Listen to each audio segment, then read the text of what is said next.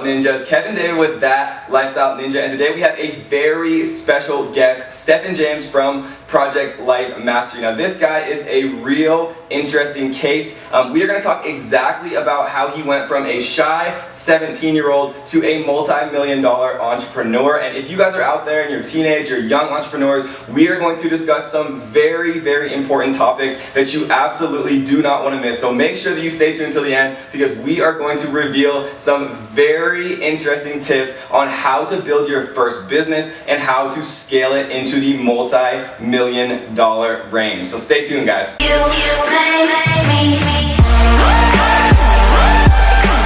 What is up, everyone? We have a very special guest today. For those of you who don't know, his name is Stefan James from Project Life Mastery. And for those of you who don't know, you need to know, because he's one of the biggest YouTubers out there on kind of changing your life and becoming the person you want to be, teaches all types of online stuff, and he's absolutely fantastic. So thank you so much for coming on the show, Stefan. And if you want to give a little intro about yourself, we'd love to hear it. Thanks, brother. Appreciate it. My name's Stefan James from Project Life Mastery. I've got a YouTube channel, blog, podcast. Started over almost 6 years ago, focused on helping people improve and master every area of their life. That includes business, marketing, as well as health, fitness, relationships, your mindset, your emotions, having that balance of life. That's really been a focus of mine and a journey that I've been on for the last 5 or 6 years, and I like to share that with people and help others on that path as well. Absolutely. So thank you so much for coming on the show. We have a very good interview scheduled. Basically, we're going to go over some kind of advice for entrepreneurs, young entrepreneurs, people who are trying to get into the space where they're really going to change their life for the better. And so I wrote up a few questions that Stefan has been gracious enough to answer. So we are just going to kick it off. These are not going to be your conventional questions. All of you who do know my channel know that we kind of like to ask the tough stuff. So you can be in for a very good one today. So we're going to kick it off with the first question for Stefan, which is, if you could time travel back to day one of starting your business and have 15 minutes with your former self to communicate all the lessons you've learned, right, all the mistakes you've made and heartache, what would you tell yourself? This is a great question. I've actually thought about this a lot, and I've gotten this question before as well, because a lot of people that I work with, and I'm sure you as well, are younger people, people that are in high school, graduating, their mindsets focus on building a business and starting their life and everything. And I think for me, the advice that I would give myself early on in life would be to invest more in myself. And I look at my life today, I feel very blessed. I've done a lot of great things. And the life that I have now and who I am is the result of all those investments that I made in myself, the books that I've read, the seminars I've been to, the coaches, the mentors that I've had, Absolutely. The audio programs, the training programs, all the stuff that I've done, and I've done a lot. And I continue to do so at this point more than ever before, because I've really understood this at a much higher level. And I think early on in my journey, I got started in self-development when I was 17, got into business marketing when I was 21 years old. But I was kind of hesitant to invest in myself. I had fears. I had a scarcity mindset. At one point, I had an ego where I thought, I can just figure out everything on my own, and I can just look things up on Google and forums and message boards. And I was still struggling for many years, going about things the hard way. And I think I just had a really limiting mindset. And once I've realized the power of investing in yourself, and as Warren Buffett says, it's the most important investment that you can make, more than stocks, more than real estate or anything else. Once I really understood that, I've been doing that just so much more. And for me now, I kind of view it, I'm planting all these little seeds, and I'm going to reap those rewards in my 30s, my 40s, and my 50s and 60s. And so that's why I think the more that you can invest early on, the more you're going to benefit from it at later stages of your life and throughout your business. So if you're going to give maybe one kind of actionable thing that somebody out there watching right now could do today, starting today, right? Like somebody in high school, graduating high school, getting into college, what would you tell them? Just one thing that they could really start now.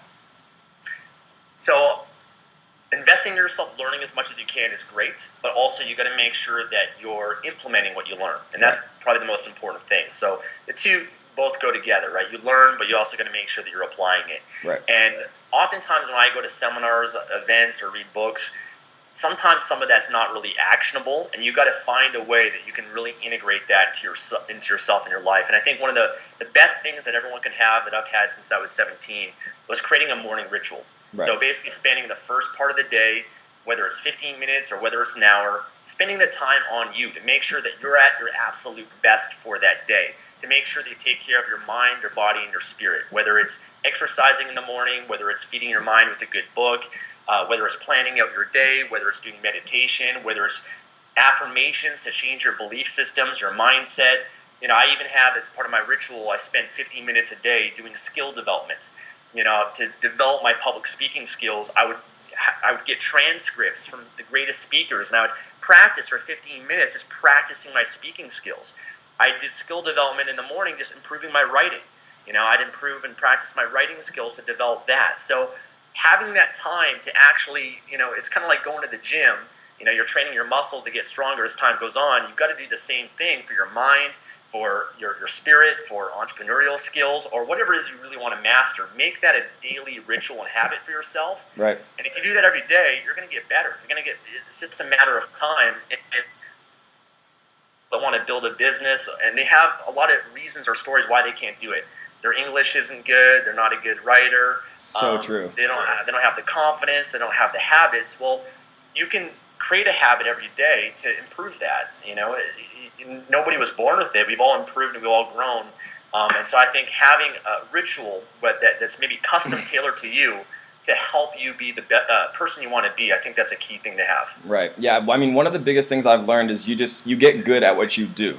Right. So like the more you habituate, progressive areas of your life to improve, the better you're going to get at it. That's just kind of how it works. And for those of you who are watching, that was an off-script question, so we're going to make sure to keep Stefan on his toes for this interview. No worries, man. I'm open to anything. All right, question number 2. So a lot of our viewers, right? They're kind of younger. They're looking for ways maybe that they can earn a little bit extra money on the side, kind of start up the passive income. So if you were talking to a teenager, right, a college-age person, or somebody kind of getting involved into online e-commerce type activities, what would you say the absolute best way to make like $100+ a day, kind of just getting started? So that's a good question, and I'm often hesitant to answer that question. Okay. Because I sometimes think it's the wrong question that someone should ask. I think that a lot of people, when they get into this, they're very result oriented. They're very focused on making a certain amount of money within a certain time frame. And what often happens, and I see it time and time again, I'm sure you see this as well, people get into something, whether it's Amazon or publishing or Shopify or affiliate marketing or whatever that might be, and they get into it for a while. They think, okay, within 30 days or within 3 months, I'm going to make $100 a day. And they do it, and what happens is because they're so attached to the result, when they're not seeing it fast enough, they get discouraged and they give up. Right. And then sure enough, they see another shiny object, another opportunity, they jump from this, they go into that, and they just repeat this process, and I call it the dabbler mentality, because you never really master anything. And what I often focus on is that the process is more important than the result. So if you master the process of learning how to create content or learning marketing or learning how to publish books or videos or whatever, you get good at that, then the results will follow. So for myself, I set goals every year. I have result goals and I have process goals. Result goals are how much money that I want to make, or certain specific numbers like that, $100 a day, let's say. The thing is, you don't have full control over that because there's a lot of factors that will come into play that will determine that. So my process goals I have control over. That's why I set goals that I want to publish 200 videos a year. I'm going to launch this new course. I'm going to launch this new Amazon product. I'm going to launch this merchandise line. And I know that if I complete those, it will lead to the result. It might take longer or who knows what, but that's what I like to focus on more of instead of taking the quickest path to make $100. Because oftentimes the other challenge with that is it will lead them down a path that is going to lead them down the wrong road, in my opinion. Because I think a lot of people, they can get started trying to make money online. They're so fixated on that money that they end up doing things that are gray hat or black hat, or that aren't sustainable long term. Right. Because you can make money, but it doesn't mean it's going to last. It doesn't mean it's going to be sustainable. I've seen people publish books on Amazon or launch a product, and they make some money. Maybe they've found some sort of loophole or some sort of shortcut or gimmick, and it works for a while, but it doesn't last long term. And I'm into building a sustainable, lasting business and lasting income stream that you can actually quit your job off of and actually have support you.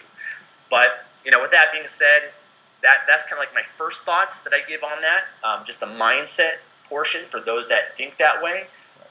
Focusing instead on the process, how you can add value, because if you add value, you'll get rewarded, right? Often people focus on the money, but they don't focus on adding value, creating something so that you're actually worthy of that $100 a day, right?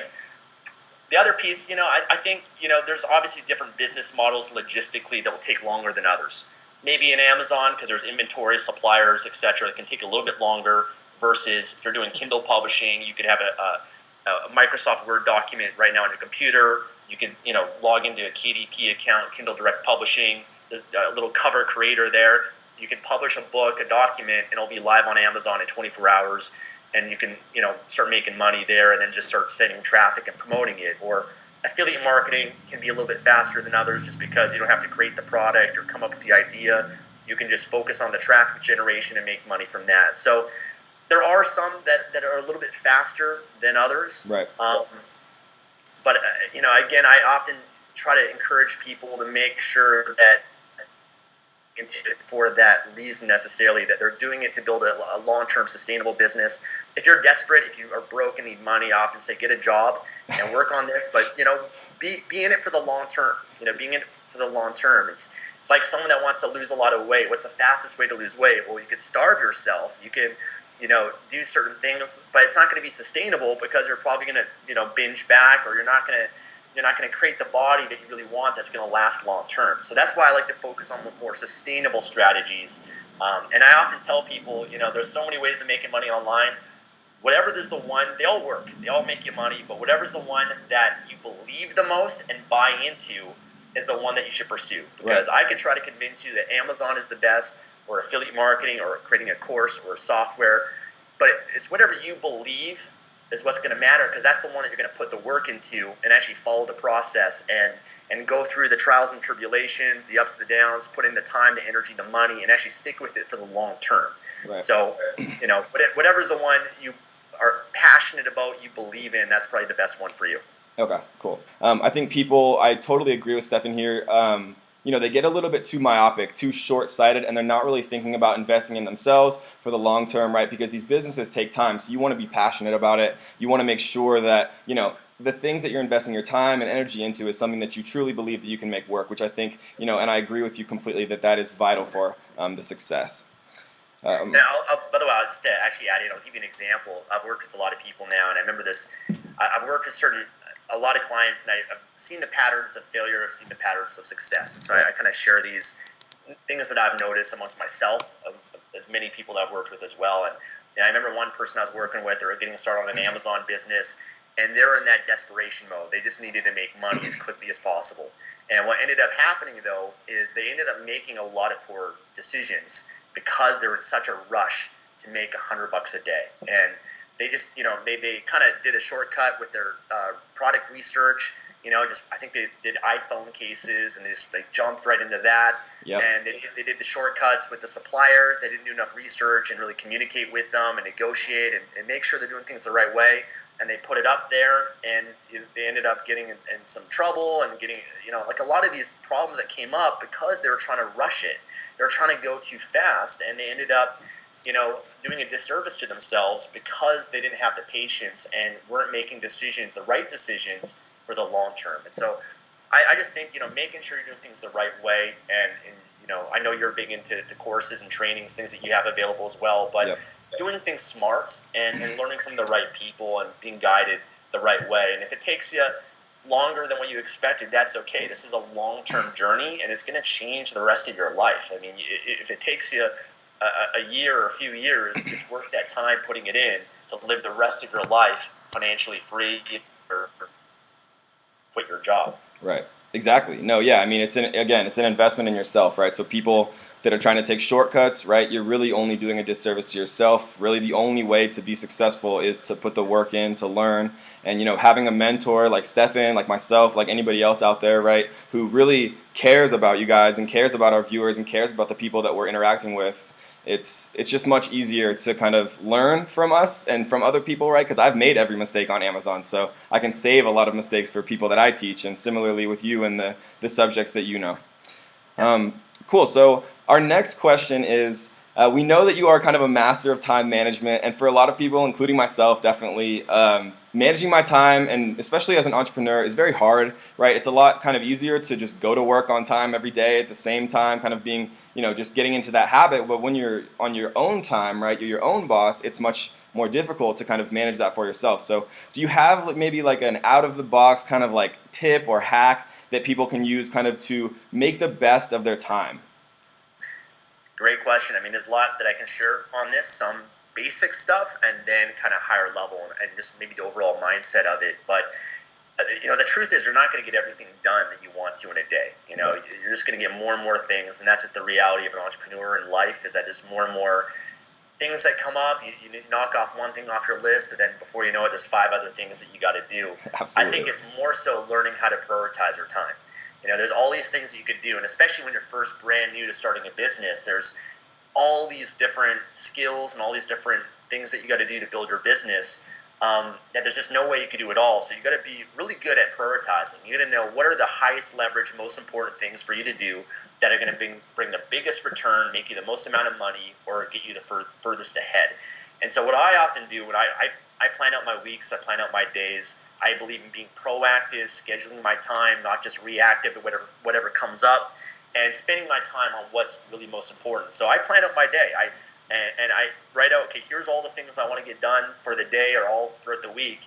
But on a daily basis, I try to narrow my focus to 3 things. I ask myself, what are the 3 most important, highest leverage things that I could do today that are going to bring the biggest return, to make the biggest difference in my life or other people's lives?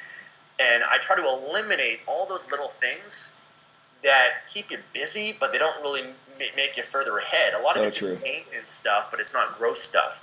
So for me, I don't check my emails first thing in the morning. I find, if I check my email in the morning, then I'm going to get pulled in all these different directions, and this thing with my team, or this problem, this fire I've got to put out, and then I'm not going to get anything done that day that I really wanted to, that's going to really make a difference to get me ahead. So I narrow down my focus to 3 most important things. I start that right after my morning ritual, because after my morning ritual, I'm in a great state, I'm feeling great, I'm healthy, I'm strong. That's where I have the most amount of energy. So you want to eat the frog, as Brian Tracy says, and tackle the biggest thing, because that's also when you have the most amount of willpower. Right. Throughout the day, your willpower kind of diminishes, and it's a little bit harder for you to maybe tackle some of those bigger things. So I like to spend the first part of my day working on those 3 main outcomes that I have. And then later on in the day, I'll open up my email, I'll go on social media, I'll do things that don't require as much brain power, don't require as much energy or focus. And for me, my criteria for success for that day is I didn't have to get everything done, but as long as I got done those 3 important things, and I do that every single day, then over the course of a week, a month, a year, then that's a lot of awesome stuff that I was able to accomplish and get done. Yeah. Other tips that I'd have is use a timer, because I think speed of implementation is really important. So, for example, if I'm going to work on a blog post, let's say, or an email campaign, or whatever that might be, I'll use a timer and I'll set a certain amount of time. I'll set it for maybe 50 minutes. And I'll say to myself, I've got to get this done within 50 minutes. And I think one thing that holds people back is being a perfectionist. And they'll spend hours and hours and hours on something, and they're wasting time doing things that don't really matter that much. Dan Kennedy's got an approach called the 80% approach, which is just do 80% of something, because that's really the most value of anything. Right. So I'll set a timer. I'll say to myself, listen, I'll make a deal with myself. Whatever I get done within this time, I've just got to live with it, and I've got to put it up there, and I've got to move on from that. I'm not going to spend hours and hours and hours on this. I'm going to set that limit for myself, and then I'm going to move on to the next thing. That's great, but also ultimately, I think one thing that I need to mention as well, there's only so much you're going to be able to do on your own, okay? To really be able to do more time is the most valuable asset. What money can then provide for you is to buy a lot of your time back. Right. And you might see me doing a lot of stuff, but it's only because I have help. I've got a team. And I've learned to outsource and leverage my time and eliminate all those little things that I was spending time doing that, were just taking up a lot of my time. So At a certain point, as you have more financial means, but even actually when you're first starting, you can hire a virtual assistant, for example, in the Philippines inexpensively. But anyways, at a certain point, you're going to hire a virtual assistant. You're going to outsource things. You're going to learn how to get some of your time back. I've got 9 people that work in my business. I've got a manager that runs my operations of my business. And for me, at this point, I only focus on to do things that I enjoy, that I'm good at, and that I really love, that I really want to develop and get better at. I'm not trying to do it all anymore. I've tried to narrow my focus on that and outsource. I get all my meals prepared. I got someone that cleans my place. I get my car washed. All those things that I don't have to spend the time doing that. And that's the ultimate when you learn how to leverage. And because of the internet, we can leverage technology, but also leverage other people's time. That's the key. Right. Yeah, no, that's a great answer. And you guys heard that first, that we made it into Stefan's top 3 things today. So that's always a good one. Yeah. So what was the best piece of advice that you've ever gotten from anyone? It could be about anything. It doesn't have to be about business. And what was the worst advice you've ever gotten? So this is a great question. I think the best piece of advice that I got was actually from Tony Robbins, who's been a mentor of mine, kind of got me into the self-development world when I was 17. And that advice was that the quality of your life is the quality of your emotions. Meaning you could have all the money in the world, you could have a great woman or man in your life, you could be traveling the world, you could have all the money in the bank or whatever it might be, but if you're not happy, if you're not fulfilled, if you're not grateful, if you're not feeling that sense of aliveness and that joy or whatever those positive emotions are, then ultimately you're a failure. And one thing that Tony would say is that success without fulfillment is the ultimate failure. And there's also people out there in the world that don't have the money, right? They don't have the nicest car, or they don't have the external things so many people value and think will create happiness for them, but they're happy and fulfilled regardless of all that. And so always reminding myself that it's not about money or all that sort of thing. Those are great. Those are tools, and money is a tool that can allow you to have more experiences of your life or buy your time back or be able to travel or be able to give or be able to invest in yourself. That's great, but ultimately gratitude and happiness and joy, all those things, your emotions, that's really what's most important, what you really got to master. And that the areas of life, you get caught up in making more money in business, but really, I've always valued more than that my health, my emotions, my relationships. Those are the areas of life that give me the most joy and fulfillment. So that'd be the best advice that I've gotten. I think is one thing we always have to remind ourselves of. Not only that, but when you're actually happier, you're going to achieve more success. You're going to be more productive. You're going to attract more money and more abundance in your life too. So it's kind of counterintuitive. I remember early on in my journey, I was going through the pain train. I was always beating myself up. I was always frustrated. I wasn't there yet. And I thought, when I got there, then I'd be happy. Instead of realizing that I was achieving to be happy, but if instead I happily achieved and I enjoy the journey and the process along the way, and I take care of myself, I do my rituals in the morning, then sure enough, I'll be happier and I'll be more productive and achieve more success. Right. The worst advice I got, so early on in my journey in self-development, I was a single guy. The biggest challenges that I had at that point in my life was I was really shy. I had a lot of insecurities. I was depressed. I was addicted to video games and TV. I didn't have very many friends, and it was probably the roughest point of my life. And I was really getting into self-development, really wanting to change myself and improve myself. And part of that was going out to meet women, learn how to communicate with the opposite sex and dating and whatnot. Right. And I guess probably the worst advice that it's kind of a cliche that people say is just to be yourself. And the reason why that's bad advice is because if I were just to continue to be myself, then I'd continue to be alone. I'd continue to be shy. I'd continue to be insecure. I'd continue to be depressed, unhappy, negative, a hater, a doubter, all that sort of stuff. And so what I've learned is that if you want things to change in your life, you have to change. You have to be willing to change who you are. And I don't think necessarily change is maybe not the best word, but I think the advice that's better than be yourself is to be your best self, because I think we all have a better ultimate version of ourselves that's confident, that's happy, that's productive, that's decisive, that has the right mindset, who's living in abundance. And I think it's accessing and growing and evolving, developing yourself into that. I think that's the key, and just to continuously keep working on yourself to become that better version of yourself is the most important thing I've learned. Right. Yeah, no, and that's beautiful advice. I've never heard anyone say that, but that really truly makes a lot of sense, right? Because, you constantly kind of get bombarded with be yourself, but, changing that to be your better self actually has a lot of meaning to even to me personally, and I'm sure to a lot of people who are watching right now. And another really important point that you made was about, enjoying the journey, right? Because if you're not happy while you're working, if you're not happy while you're on vacation, if you're not happy when you are after work, if you're constantly staring at the clock for work to end, right? Then all of a sudden you wake up 40 years later and what happened, right? You need to enjoy the time you have, enjoy the present, right? And if you're not right now, you need to work tirelessly until you can get to that point. So that's a great answer by you. Um, so what are your thoughts kind of on the family relationship with entrepreneurship, right? So for some folks out there, including myself, right? I had amazing parents. They were very supportive. They're a little bit more on the conventional side, as far as, go get a kind of a corporate job, kind of do the, go through the motions, have job security and things like that. What would you tell kind of like aspiring entrepreneurs out there who have that same relationship maybe with their parents, who are kind of telling them to go down the normal path, get a corporate job, and kind of pursue that, white picket fence in the conventional sense? That's definitely a good question, and I know a lot of people go through that. In fact, my girlfriend recently, she's gotten involved in the online world over the last 3 years. And for her, her mom, her whole mindset and belief system was, you got to go to school, you got to get a good education. And then often she was on this path of building her business, and she couldn't really communicate that with her mom because her parents as well as friends, they don't really believe in what you're doing. It's kind of against the grain. They're going to discourage you from that, not really think it's a real career that you could pursue. And I've been through that. It's just been a longer time ago for me, but I can relate to that with my girlfriend going through it.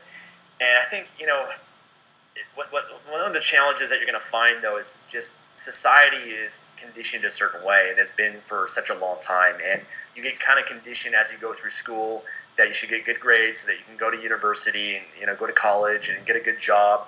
And that's kind of what it's designed to set you up for.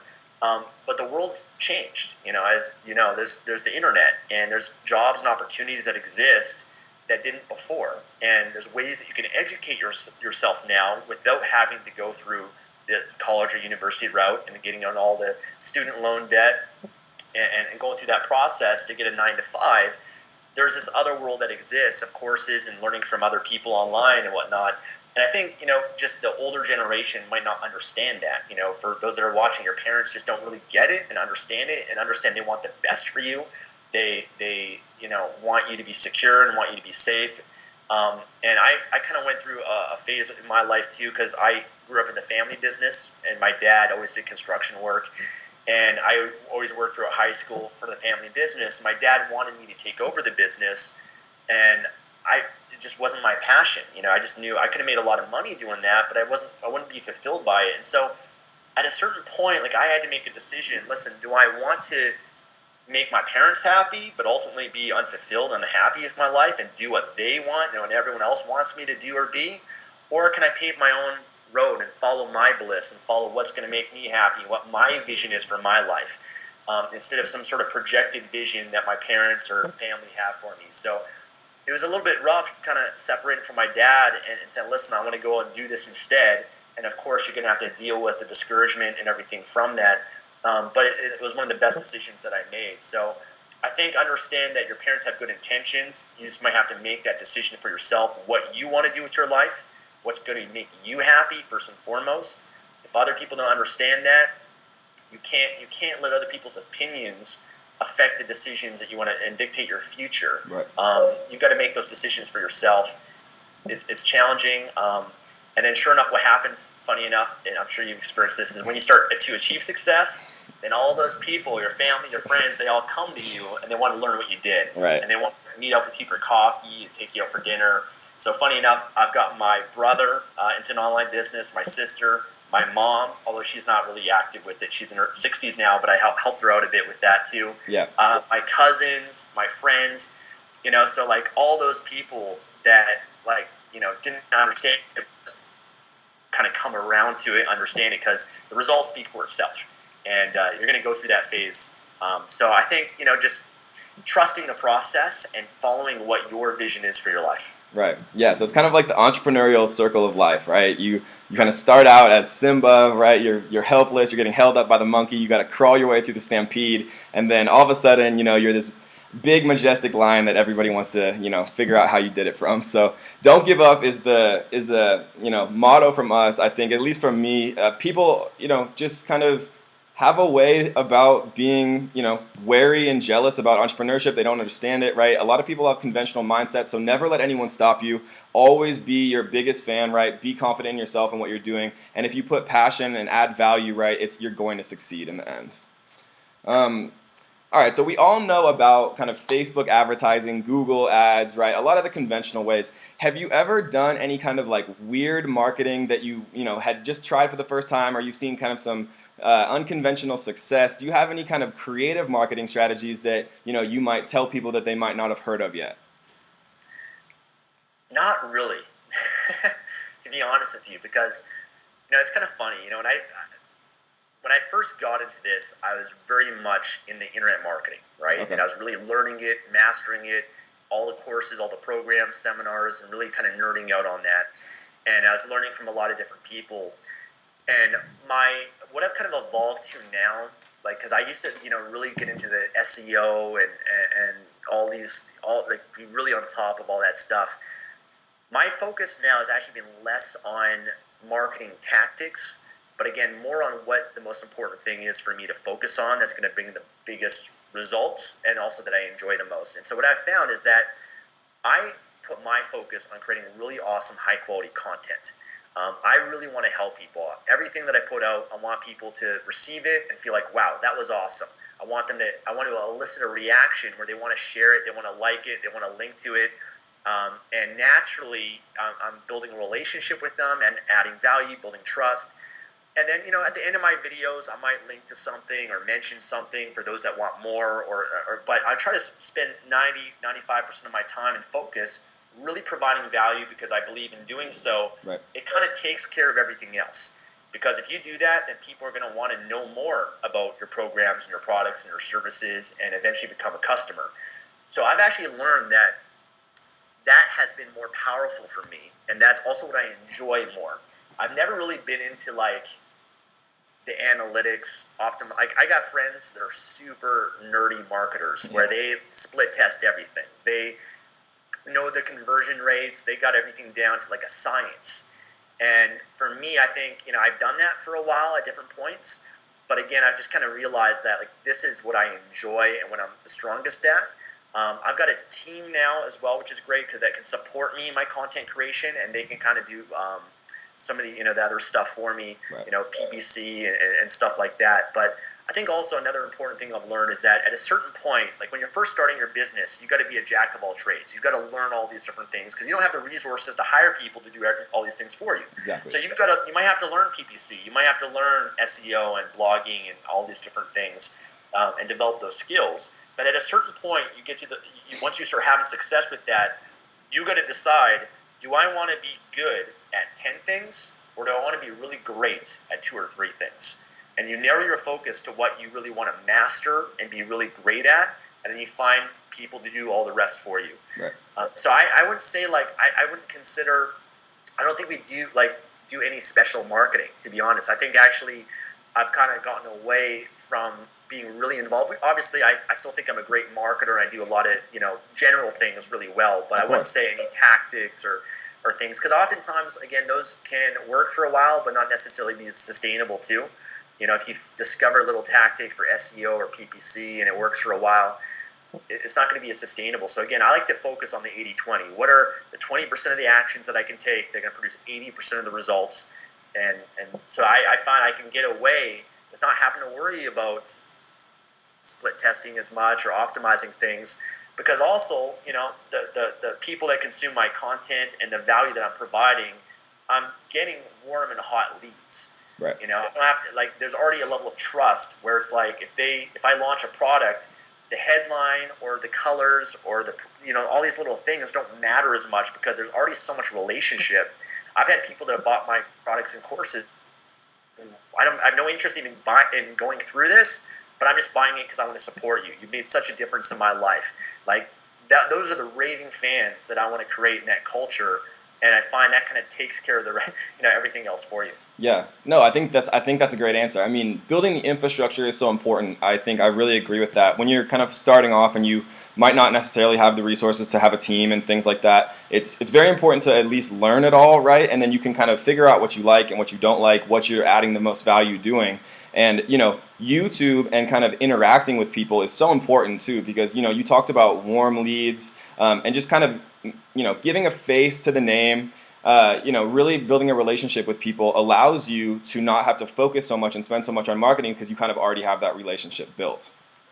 And I think I've learned too, like when you kind of get into internet marketing and business, you think you've got to do it all and be good at it all, and you really don't. Like I've learned, there's a lot of things that I'm good at in my business, and my team is, but there's a lot of things we're not doing. There's a lot of things we're not that good at, and despite that, we still get a lot of awesome success and do really well. So.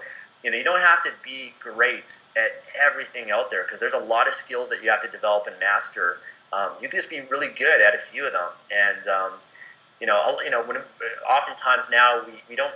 I wouldn't say do a lot of experiments. It's more so learning from others. We're going to find people that do PPC or do this or that well, and we'll integrate that into our business. But we don't really experiment as much as I used to before, I'd say. Right, for sure. Okay, so if you could spend the day with one person who is alive today, who would it be and why? And then if you could spend the day with one person from history anytime, it doesn't matter if they're dead or alive, who would that be and why? So the person alive would be Tony Robbins.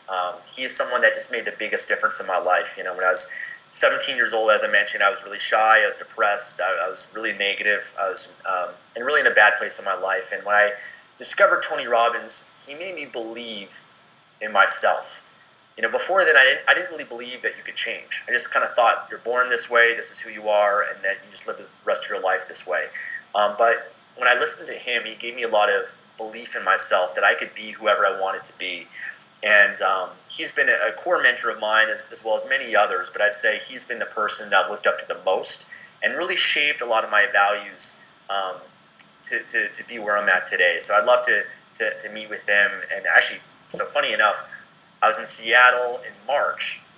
I know Tony's brother-in-law and his son and a few people that are close to him, but I've never actually met him. Right. And I've been to a lot of his events and seminars. But funny enough, in March, I was in Seattle at the National Achievers Congress, and I was in the front row. And Tony was there speaking and everything, and he recognized me because I've done a lot of video. I've promoted him a lot. Because I go to his seminars, and I'll probably have 100 people that come up to me that will say, I'm here because of you and your recommendation and you sharing Tony Robbins stuff and whatnot.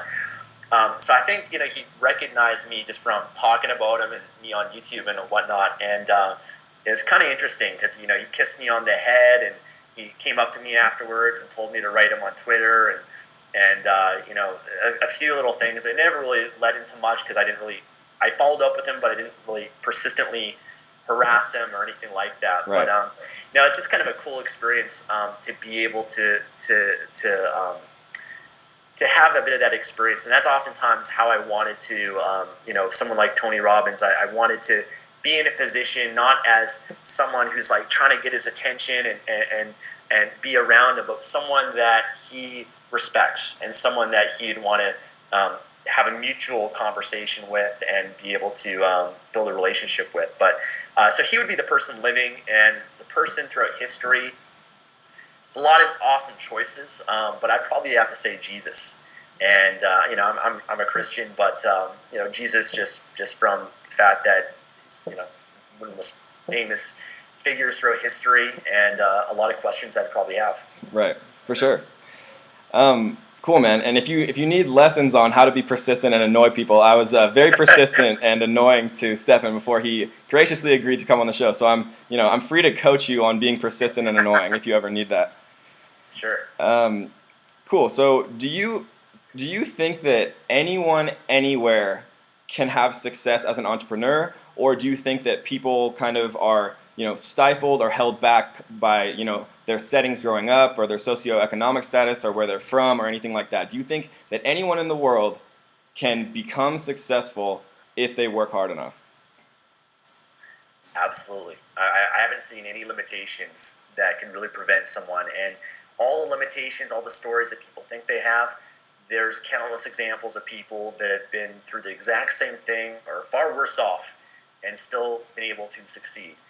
Every master was once a disaster. Oftentimes when you study success and you study people throughout history, they've hit rock bottom. They've been through, crazy circumstances, and in spite of all that, they've been able to get past it and succeed. And I've even blown my mind too, because I've people send me emails and stories and messages of their success and their circumstances. And I've also been to countries now, because if you live in North America, if you live in parts of Europe, if you're watching this video right now, you've got no reason that can prevent you from success. Absolutely. I've been to countries like, I volunteered in Nicaragua and El Salvador, and I've been to different parts of the world where they don't even have an internet connection. I mean, they don't even know what YouTube is. And I've still seen people. I think people still in those environments can still succeed. Yeah. And I've seen it. Because I've gone. I do volunteer trips. I'm going to Ethiopia at the end of this month, but I've done other ones where I go and we build over 2 days a house for the family. Right. And we fund it and everything. And I've even coached and helped some of those people there. And yeah, it might be harder, right? You might have different barriers and obstacles, but if you're really committed, that doesn't stop you. You can still find a way. Like, for example, in parts of El Salvador, there's people that would actually go into, I forget what the capital is, but go in and go to libraries for free and stuff to use the internet to kind of slowly make progress on their business. So I've seen every type of person succeed. Doesn't matter your age, doesn't matter where you live in the world, doesn't matter what you've been through. I've seen people that succeed that have been blind, that have still found ways because using the internet and computers and technology, still been able to build a business and make money. I've seen high school kids now. Like, I've got kids that are messaging me that are 13, 14 years old that are making money. It's totally mind-blowing when you actually see and hear this stuff. So for me now, I just believe anything is possible. Yeah. No, absolutely. And I mean, I think that's a great point. That's so funny that you said that about the library. I was literally kind of having a debate with one of my friends about this exact question, which is why I asked you. And I couldn't agree with you more, first of all. But, second of all, I mentioned that same thing about going to the library, right, and using a resource, right? There's never, it's very easy, and the human brain is very good at kind of rationalizing inactivity, right, and procrastination. But if you recognize that and just never let anything stop you, right, there's nothing that can stop you, right? But if you believe that it's impossible for you, then it becomes impossible. So you have to kind of change your mindset first before you're able to overcome anything, right? Exactly.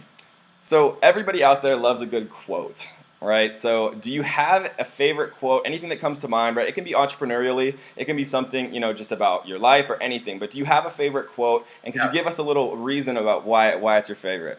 Yeah, I'll actually grab one right here. Nice. This one I've got here in my office that I like and I focus on it's from Michael Landon.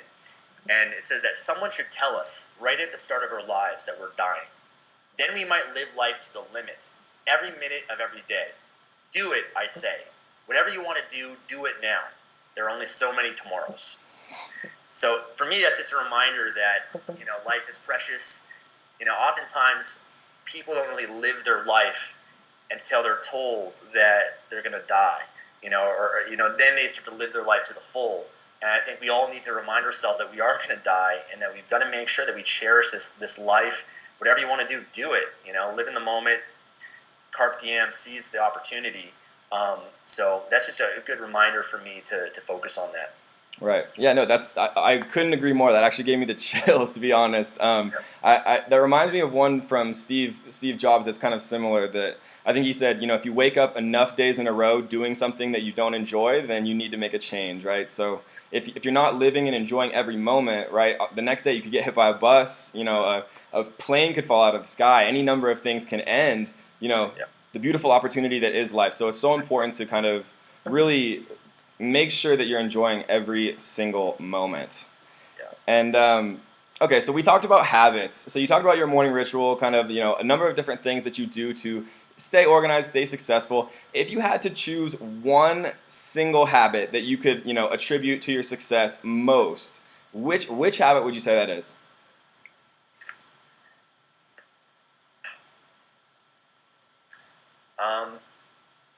I mean, like general has been morning ritual, but there's a lot of specific habits within that, and I don't know if there's just one. I mean, You, like you can you give know, us a couple. yeah, like for example, like business related, like money making, building my brand, building my business habits that I spend time doing. It's just creating content. Right. I think that's one of the most important habits that someone could have as an entrepreneur is becoming a content creator, because the internet is made up of content. It's made up of text and images and videos. The trend has been more video as well as audio too, podcasts. But the internet's made up of content, and most people, they have the habit of consuming, but not enough creating. Right. And they spend hours and hours a day, reading stuff on social media and watching videos, and that's good to do. It's good to learn and feed yourself with the right information. But if you could spend more time to cultivate the habit of creating content, creating value, creating ideas, creating courses or trainings or whatever that is, and spend that and develop that habit, I think that's been one of the keys for me, and that's one of the things I've just consistently done every week. And basically, everyone that's watching this or listening to this right now is already a content creator. They just might not even know it. If you post on your Facebook page or your Twitter or send an email, you're creating content. But you just got to be more conscious of it and focus on how you can create higher quality content and make it relevant to a certain niche and promote it and things that go along with that. Beyond that, the habit of reading every day or just feeding my mind, learning, that's always been great. I'd also say, gratitude has been important for me, and also some rituals I do for my health and my energy. Juicing in the morning and getting on my mini trampoline and rebounder. Those things that you kind of don't really kind of equate it with financial success, but I believe those are things that give me more energy. And I think energy is really what we all need to pursue any goals or dreams that we have, because anything you want is going to require an abundance of energy for you to have it. And especially for people that have a job and they come home from work and they're too tired to pursue their business and build it up. So having good habits of energy was really important for me, because it helped me get more out of the day and be more productive. So we're going to go off script again here. So what would you kind of recommend? Because I've heard that same thing. And when I was building my Amazon business, when I was building my e-commerce business, right, I was working full time at Facebook. And I would get home from, 8 to 10 hours a day, and I would be so tired, right? But I just forced myself to continue to create because I knew what I wanted, right? But what would you say to people who are kind of in that 9 to 5 cycle and they're just so exhausted when they get home from work? It's kind of hard to get out of that spiral and, build the life that they want. Yeah, so I think first, one thing that could be effective is actually try to work on your business before you even work at your job. And so if you're willing to, and if you're committed enough, and that's the key, you've got to be committed, because if you're committed, you'll do whatever it takes. Right? You'll put in the time. It might not be comfortable or convenient, but you'll still do it. And part of getting what you want is knowing what you have to give up to have it, and sacrificing some comforts that you might have. So if it means you waking up at 5 or 6 o'clock in the morning and spending the first hour of the day to work on your business and grow it before you go to your job, that can make a lot of sense, because you're going to have more energy first thing in the day, you're going to have more willpower, and you're going to prioritize your business and your future of where that's going to take you before you even go through the day. So if you can do first thing in the morning, I think that would be ideal. Right. Otherwise, you're going to have to commit evenings and weekends. And I had to give up and make a lot of sacrifice along my journey. A lot of friends that wanted to go out and party and a lot of fun things that I could have done. And I had to say, no, I got to work on my business. I was just so committed to that process. And so scheduling the time, if I got home at 5 o'clock, then 6 o'clock to maybe 8 or 9 o'clock is when I work on my business and really immerse myself on that. Even if I had like a 2-week vacation, I would take that vacation, but I'd spend it working on my business so that I could get further ahead.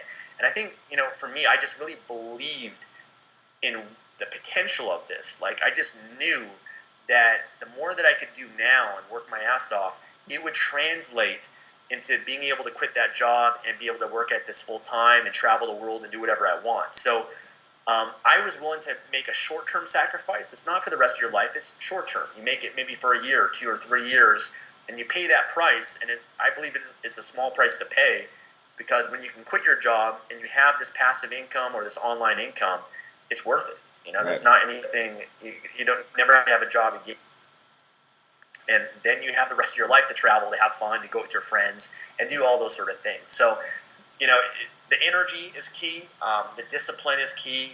Getting accountability and things of that nature are effective. And another thing that I did too.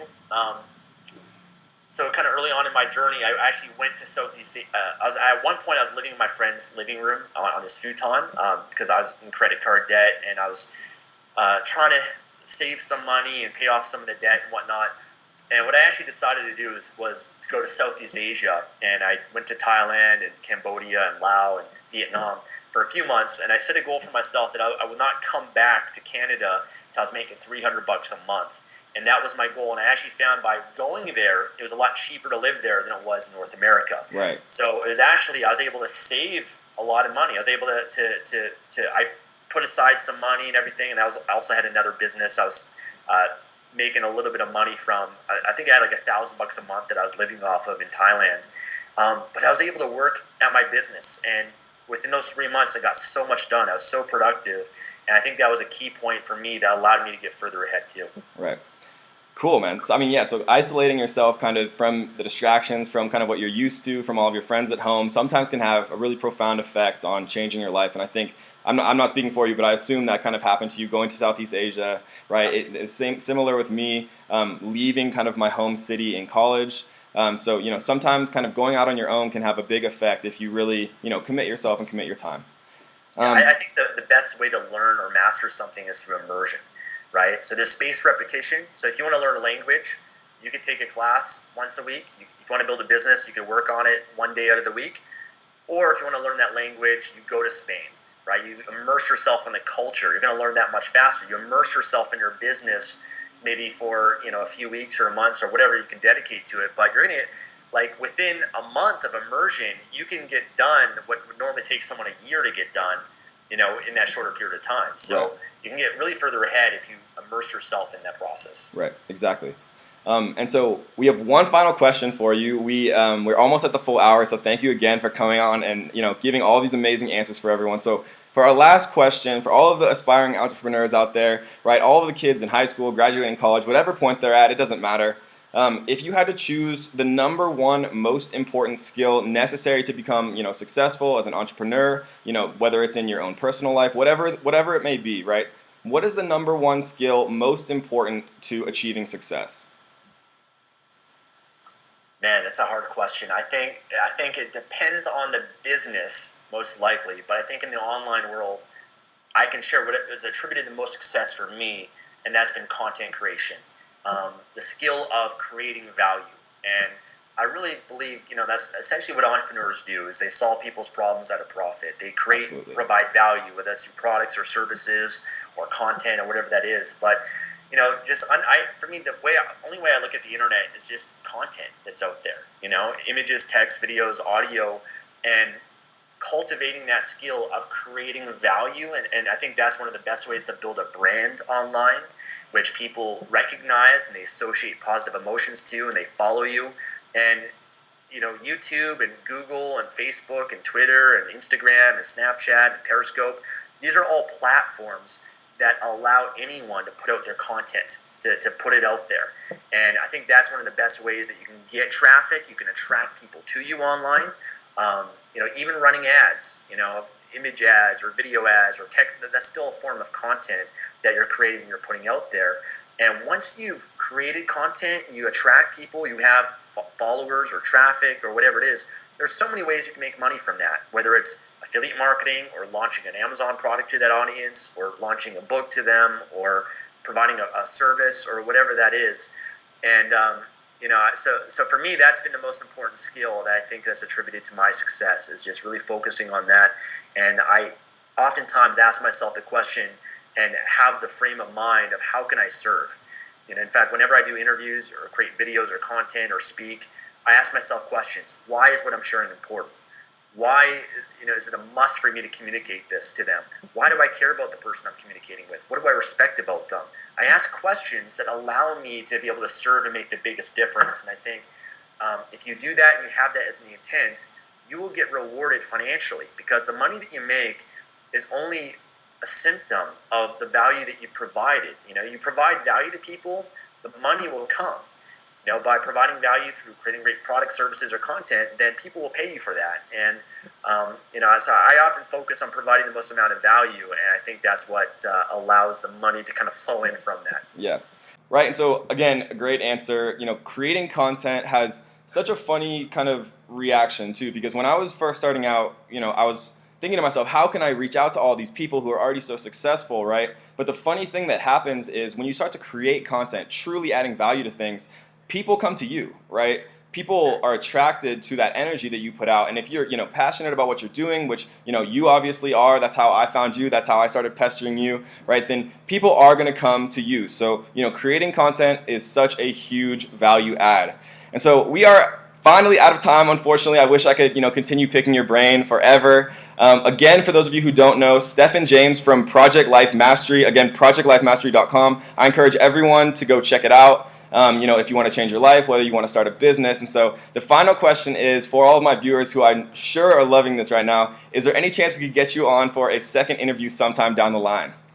For sure. And if some of your followers have any questions, be happy even after this video to pop over to your channel. And if you guys want to leave questions in the comments and whatnot, I can respond to some of that. Or if you want to do another video, I'm happy to do that. Take audience questions or whatever's going to add value to your audience. All right, guys. So all the entrepreneurs out there, young, old, it doesn't matter. If you have any questions for Stefan, leave them in the comments of this video. I will personally make sure that they get answered, whether it's by me or Stefan or somebody on his team. So we're going to try to answer all of your guys' questions. So a final big thank you again to Stefan James, everyone, and we will definitely see you on the next interview.